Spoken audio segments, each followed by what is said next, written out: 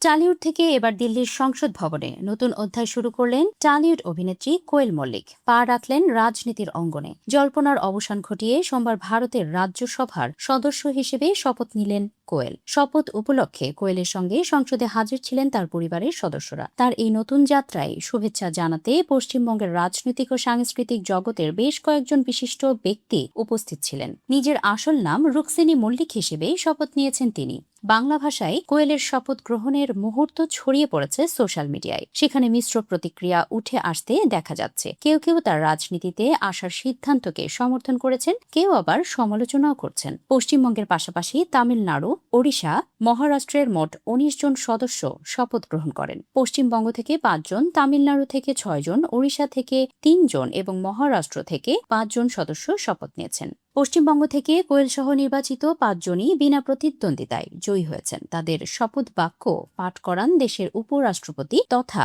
রাজ্যসভার chairman CP Radhakrishnan. শপথ গ্রহণের পর সংবাদ মাধ্যমের মুখোমুখি হয়ে কোয়েল মল্লিক বলেন, এটি তার জীবনের অন্যতম গুরুত্বপূর্ণ দায়িত্ব। তিনি বলেন, অভিনয়ের মাধ্যমে আমি মানুষের ভালোবাসা পেয়েছি। এখন রাজ্যসভার সদস্য হিসেবে সেই ভালোবাসার প্রতিদান দেওয়ার সুযোগ এসেছে। শিক্ষা, সংস্কৃতি এবং নারী ও শিশুদের উন্নয়নের বিষয়গুলো আমি অগ্রাধিকার ভিত্তিতে সংসদে তুলে ধরতে চাই। বাবা রঞ্জিত মল্লিকের পদাঙ্ক অনুসরণ করে জনসেবায় আগে থেকে আগ্রহী ছিলেন কোয়েল। তবে সরাসরি সক্রিয় রাজনীতিতে যোগ দিয়ে সংসদের উচ্চকক্ষে যাওয়ার সিদ্ধান্তটি ভক্তদের জন্য বড় চমক ছিল। রাজনৈতিক বিশ্লেষকদের মতে কোয়েলের স্বচ্ছ ভাবমূর্তি এবং সাধারণ মানুষের মধ্যে তার আকাশচুম্বী জনপ্রিয়তা তাকে আগামী দিনে একজন প্রভাবশালী নেত্রী হিসেবে প্রতিষ্ঠা করতে সাহায্য করবে। কোয়েল মল্লিক জানিয়েছেন, রাজনীতিতে পা রাখলেও তিনি অভিনয় থেকে পুরোপুরি বিদায় নিচ্ছেন না। ভালো চিত্রনাট্য পেলে অবশ্যই কাজ করবেন। তবে এখন থেকে তার সময়ের বড় একটি অংশ বরাদ্দ থাকবে সাধারণ মানুষের সমস্যা সমাধান এবং সংসদীয় কাজের জন্য।